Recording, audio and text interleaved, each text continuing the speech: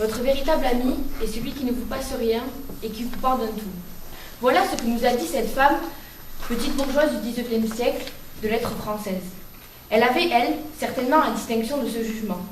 Mais qu'en savait-elle réellement? Et nous, qu'en savons-nous? Qu'est-ce qu'un ami? Sa définition diffère selon les êtres. Il n'y a que dans les dictionnaires qu'elle est la même. Et encore, les éditions ne sont pas toujours d'accord. L'amitié naît de tout.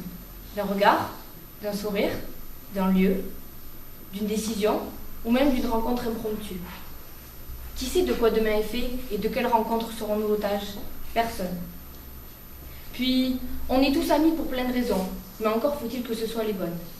Mais notre conscience s'est différenciée et notre expérience saura évacuer la naïveté. L'amitié, je dirais que c'est un lien que l'on peut symboliser par un genre d'araignée mégalomorphe, que l'on a appelé ami. Assez paradoxal, je trouve, d'appeler ami un arachnide détesté par la plupart de nous autres êtres humains, mais à la fois incroyable. Regardez-la de plus près, vous verrez. Ce noyau, son tout petit corps, représenterait le sentiment amical, et chaque patte représenterait ces personnes liées par ce lien. Car finalement, c'est ce qu'est l'amitié, un groupe de personnes rattachées par le même lien. Un sentiment fusionnel, grâce auquel on accepte tout de l'autre, une compréhension mutuelle, parfois sans mots, seulement par le regard. On ne se juge pas, on accepte tout, ses qualités, mais aussi ses défauts. L'amitié pardonne tout, que ce soit les erreurs ou les faux pas, car le lien qui nous unit est plus fort que tout. Et finalement, ces petites erreurs ne sont rien à côté de lui. Aristote, lui, disait que la seule véritable amitié est la vertueuse, recherchée par l'homme, et que ce qui la distingue de l'amitié est l'absence de dépendance. Ah bon? Deux amis ne peuvent pas être tributaires l'un de l'autre? Eh bien, permettez-moi aujourd'hui de prendre le risque de se contredire ce philosophe et de vous dire que si. On en est même parfois plus épris qu'à l'amour. L'ami est celui qui vous rend euphorique. Il ne cherche pas à vous blesser. Non, jamais. Et si l'amitié pardonne tout, alors on finira par se retrouver. Toi, moi, lui, nous et tous ces êtres qui constituent notre petite planète. Mais attention, l'amitié n'est pas pour autant laxiste.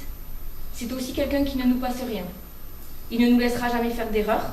Il sera toujours là pour nous donner des conseils, nous pousser au meilleur de nous-mêmes et nous guider sur le bon chemin. Car oui, l'amitié est exigeante. Même si elle nous pardonne tout, elle ne laisse quand même rien passer. Il n'y a pas de laxisme, il faut être attentif et sans cesse se renouveler. Car l'amitié demande du travail, du temps et beaucoup d'exigences. Une amitié donne tout sans jamais rien attendre en retour. Mais le mot-clé, c'est sûrement la confiance. Et la confiance en soi. Pour faire confiance aux autres, il faut commencer par se faire confiance. Je me souviens d'une phrase qui disait qu'il est plus honteux de se défier de ses amis que d'en être trompé. Il est vrai. Comment, en ayant confiance, pouvons-nous douter de ce lien qui nous unit tant? Mais qu'y a-t-il, une fois que l'on s'est dit « tu es mon ami », qu'y a-t-il derrière ces 4 petits mots? Je me souviens, quand on était petit, tu étais mon copain, parce qu'on jouait ensemble dans la cour de récréation ou parce que je t'invitais à mon anniversaire. Mais maintenant que nous sommes devenus grands, les mots se font plus importants, et toi tu es devenu mon ami. Parce que tu ne m'as jamais laissé, tu as toujours été là lorsque j'en ai eu besoin. Et parce que maintenant, quand tu viens chez moi, tu ne te conduis plus comme un invité de passage, mais comme si tu vivais ici. Assez bête comme image, mais à la fois tellement vrai.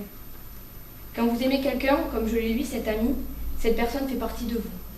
C'est comme vous étiez attaché par cette corde invisible, et peu importe si vous êtes loin, vous pourrez toujours la sentir. Et aujourd'hui, à chaque fois que je touche cette corde, je sais qu'il y aura toujours quelqu'un au bout, que tu seras là. On est amis parce qu'on est fusionnel, et que ce qui fait que je suis moi, fait que tu es toi. Parce que c'était lui, parce que c'était moi.